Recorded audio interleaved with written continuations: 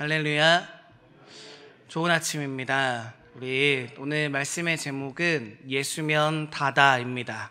큰 소리로 한번 같이 해보실까요? 예수면 다다. 예수면 다다. 예수면 다다. 아멘. 그렇습니다. 우리 삶의 고백에 이 이상의 고백이 넘쳐나면 어쩌면 그것은 다른 것들을 인정하며 하나님의 구원의 역사를 다른 것에 원인을 두는 것일 수도 있습니다. 저와 여러분의 삶 가운데에 어제도 그러하였듯이 이후로 남은 모든 생에 예수 한 분으로 충만한 삶을 사시기를 주님의 이름으로 축원합니다. 이제 특별 새벽기도 기간이 되었습니다. 그래서 어제부터 종려주일을 시작으로 예수님이 십자가에 달리시고 부활하실 때까지 7일간의 사건을 순차적으로 다루려고 합니다. 오늘은 종려주일 다음 날 월요일이죠. 어제는 일요일이었고 월요일 날 있었던 일인 성전 정화 사건에 대한 이야기를 하려고 합니다. 이 성전을 정화한 사건은 사복음서에 모두 다 나와 있는 사건입니다. 사실 이 사복음서는 예수님을 주제로 쓰여 있긴 하지만 모든 사건들이 공통적으로 나열되어 있지는 않습니다. 어떤 사건은 공관복음, 마태, 마가, 누가 이 세 가지의 복음서에만 나와 있고 어떤 사건들은 마태복음 혹은 요한복음에만 나와 있는 식으로 저작 의도와 또한 편집하는 방식에 의해서 다른 내용들이 기록되어 있습니다. 그러나 이 성전 정화의 사건은 사복음서에 모두 다 기록되어 있는 사건입니다. 이 공관복음서 마태마가 누가는 관점이 같기 때문에 공관복음이라고 합니다. 그래서 공관복음서는 시간의 흐름상으로 기록이 되어 있어요. 예수님의 출생에서부터 부활에 이르기까지 1년의 플로우, 흐름을 가지고 기록이 되어 있습니다. 그러나 요한복음은 다른 관점에서 기록이 되어 있습니다. 그렇기 때문에 요한복음에는 예수님의 출생에 관한 이야기도 나오지 않고 바로 시작이 태초에 말씀이 계시니라로 시작하게 됩니다. 이 요한복음 안에서 성전을 정화한 사건은 다른 책들과 달리 맨 앞쪽에 등장하게 됩니다. 다른 책들 안에는 뒤쪽에 예수님의 순환의 사건에 붙여서 나온 성전 정화 사건이 요한복음 안에서는 2장에 가나온인 잔치 뒤쪽에 배치되므로 그것이 가지는 의미를 분명히 하고자 하였습니다. 우리는 성전 정화의 사건을 너무나도 잘 알고 있습니다. 예수님의 의로운 분노다. 예수님의 공의로운 분노다. 예수님도 희노애락을 가지신 사람으로 오셨기 때문에 화도 내셨다. 이러한 구간들에서 자주 인용되어지는 부분이 바로 성전 정화의 사건입니다. 크게 다르지 않은 맥락 안에서 은혜를 새롭게 하신 하나님 앞에 다시 한번 이 말씀을 읽고 이 말씀을 나눌 때에 놀라운 은혜가 임할 줄로 압니다. 우리 PPT를 하나 띄워주실까요?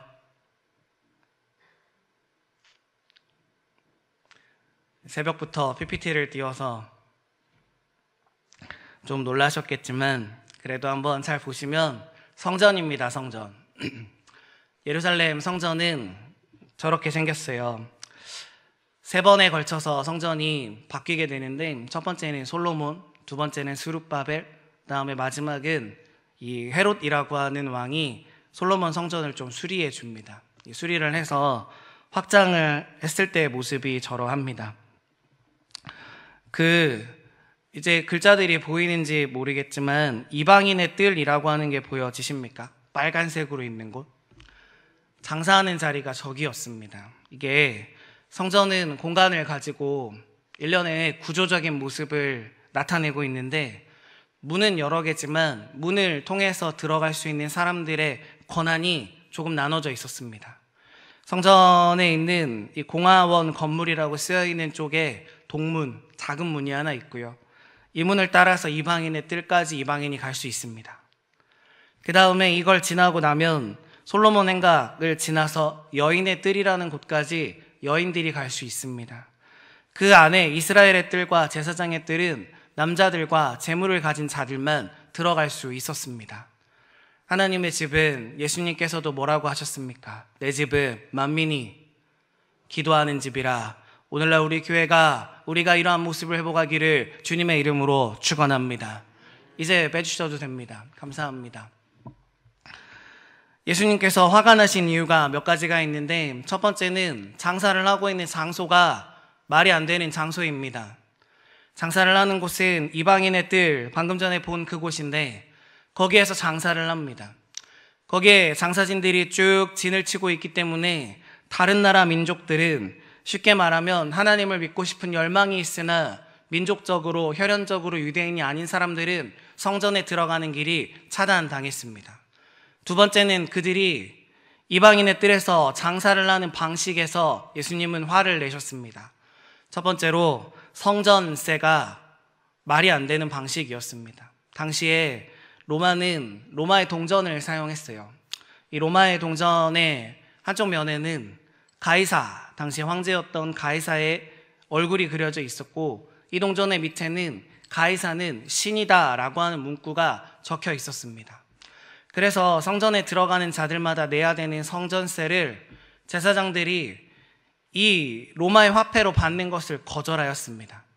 그리고 로마 화폐가 아닌 성전에서만 사용되어지는 성전화폐 세겔화를 개발하여서 성전세는 세켈화로 내어라 라고 이야기를 했습니다.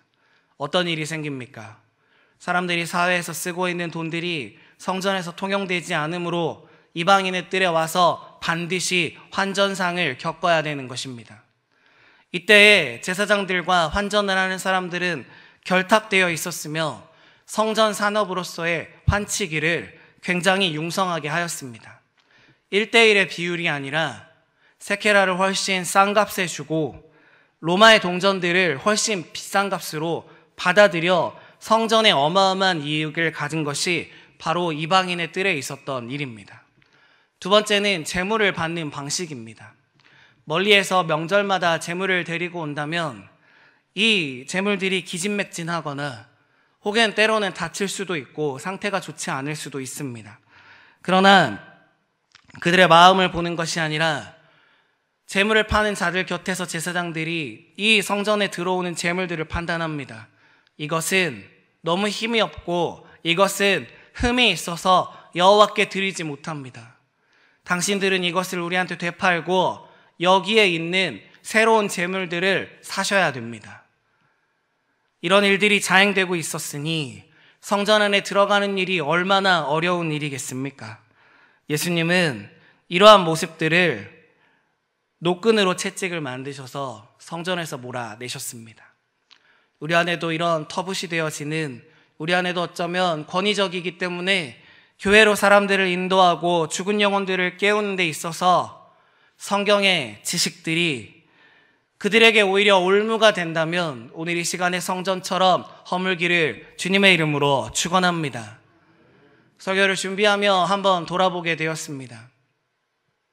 우리는 사람들이 로마의 동전을 가지고 오면 세계라로 바꾸려는 시도들을 많이 하고 있는 것 같았습니다. 우리 예수님이 살아 생전에 천국에 관한 복음을 전하실 때에 천국, 지극히 종교적이고 지극히 신학적이고 지극히 아무도 알 수 없는 이미지를 이야기하시면서 예수님은 일상의 언어로 복음을 선포하셨습니다. 천국은 마치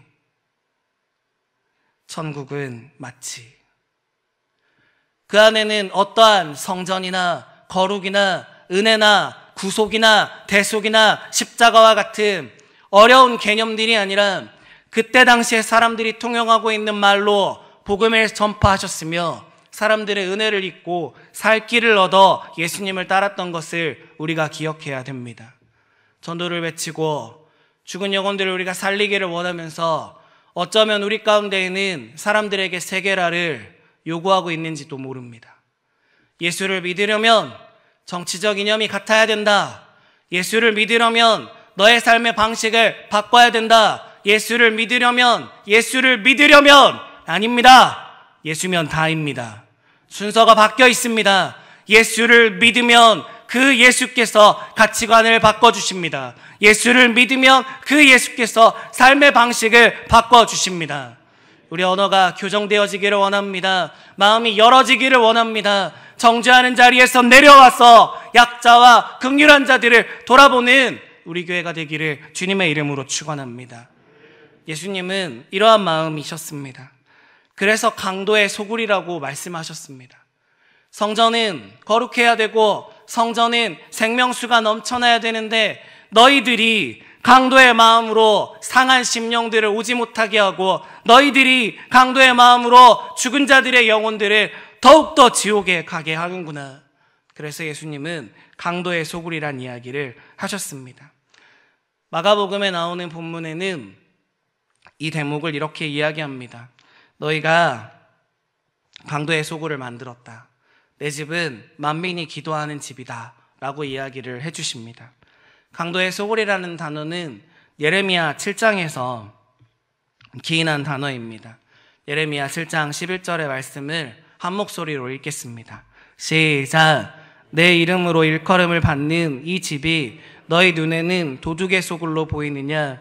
보라, 나 곧 내가 그것을 보았노라. 여호와의 말씀이니라. 예레미야 7장 11절 앞쪽에 나와 있는 이야기는 과부와 그 다음에 고아와 어려운 자들을 멀리하는 성전 지도자들의 행태를 묘사하고 있습니다. 예레미야 7장 앞쪽에 묘사되어 있는 하나님이 범죄다라고 하는 것이 두 가지가 있는데 첫 번째는 과부와 고아와 같은 약재를 돌아보지 않는 것이고 두 번째는 그럼에도 불구하고 제사를 드리는 것. 너희가 긍휼한 마음도 없고 사람들을 향하여서 품는 마음도 없고 세상을 위해 기도하지도 않고 돈이 없는 자들을 돌아보지도 않았으면서 예배라고 하는 것을 여전히 성전에서 드리는 행위를 우상 숭배다라고 규정하며 하나님께서 주신 말씀이 예레미야 7장 11절의 말씀입니다. 내 이름으로 일컬음을 받는 이 집이 너희 눈에는 도둑의 소굴로 보이느냐? 우리 이런 일들을 정화할 수 있기를 주님의 이름으로 축원합니다. 우리 마음 가운데 새로운 마음으로 일어날 때에 하나님이 우리에게 사람을 붙여주실 줄로 압니다. 세상에는 예수님이 필요한 사람들이 아직도 많이 있습니다. 우리 안에도 예수님이 필요한 사람들이 아직도 많이 있습니다. 이 전이 나의 마음이 우리의 삶이 예수가 아닌 다른 것으로 타는 것이 아니라 예수면 다이기 때문에 오직한분 그분으로 차기를 저는 소망하고 기도합니다. 두 번째, 여호와의 집이라는 말씀은 이사야서 56장 6절과 7절에서 예수님이 인용하여 온 말씀입니다. 이것은 제가 읽어드리겠습니다. 또 여호와와 연합하여 그를 섬기며 여호와의 이름을 사랑하며 그의 종이 되며 안식일을 지켜 더럽히지 아니하며 나의 언약을 굳게 지키는 이방인마다 내가 곧 그들을 나의 성산으로 인도하여 기도하는 내 집에서 그들을 기쁘게 할 것이며 그들의 번제와 희생을 나의 제단에서 기꺼이 받게 되리니 이는 내 집은 만민이 기도하는 집이라 일컬음이 될 것이라. 아멘. 이사야서 56장의 전반부는 이방인에 관한 이야기를 다룹니다. 이방인들도 교회에 와서 성전에 와서 기도할 수 있도록 하나님의 문을 열어두셨습니다. 우리는 이것을 어떠한 이유로도 금하면 안 됩니다. 정치적인 이유든 이념적인 이유든 예수를 믿겠다고 찾아오는 자들을 우리가 가진 세상적 사고방식으로 그들을 돌려보내서는 안 됩니다. 그들에게 반드시 예수님을 전하여야 하며 그들에게도 열어주신 구원의 길들을 우리가 더욱더 활짝 열어주어야 될 줄로 압니다. 이제 예수님이 이러한 통회하는 마음으로 성전에서 제물들을 쫓아내십니다. 소와 양과 비둘기를 쫓아내십니다. 노끈으로 채찍을 만드시고 세겔도 쫓아내시고 소와 양과 비둘기도 쫓아내시고 이제 성전에는 하나님께 드린다라고 명목상으로 놓았던 인간들이 가지런하게 가져다 놓았던 상품이 있는 것이 아니라 성전 안에 누구만 남아 계십니까?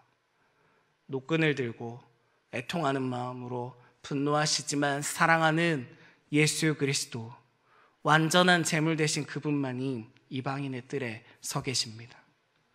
사람들이 와서 묻습니다. 제사장들이 너는 왜 그러냐? 무슨 권한으로 이렇게 하냐? 왜 저 사람들을 내보내냐? 이권이 끊겼기 때문에, 성전의 사업들이 망했기 때문에 제사장들은 비통하고 이를 잡아 죽일 생각을 하며 예수님에게 질문을 할 때에 우리 예수님은 오늘 본문의 말씀처럼 이렇게 대답하십니다. 이 성전을 허물어라. 너희가 만들어 놓은 강도의 소굴을 허물어라. 성전도 없어도 되고 나 하나님 앞에 완전한 제물 나 하나면 모든 만민들이 구원받는 길이 열리게 될 터이니 이 성전을 허물어라. 내가 3일 안에 세우리라. 우리 말씀 위에 교회가 다시 섰으면 좋겠습니다. 세상엔 아무것도 준비할 게 없습니다. 우리도 아무것도 준비할 게 없습니다. 그리스도의 공로면, 그리스도께 나아가는 마음이면, 예수님을 사랑하는 그 마음이면 충분한 것이고 그것으로 구원은 이루어질 줄로 압니다. 예수님은 이런 성전을 허물고 비방거리를 만드셨어요.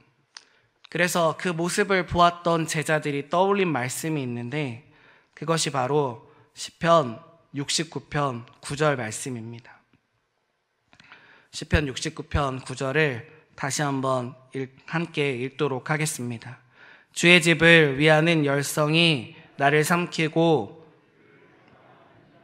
나에게 미쳤나이다. 아멘. 이제 예수님의 열심이 예수님을 삼키셨습니다.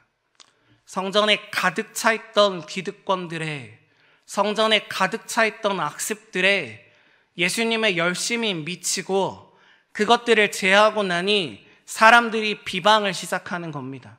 너는 왜 그러냐? 왜 너만 그러냐? 우리 하던 대로 하면 안 되냐?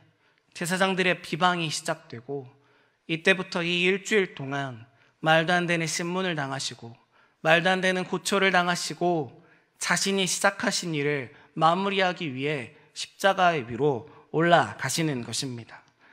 제자들이 예수님의 모습을 보고 말씀이 응한 것을 깨달아 알았습니다. 우리가 서로를 보고 이럴 수 있으면 좋겠습니다.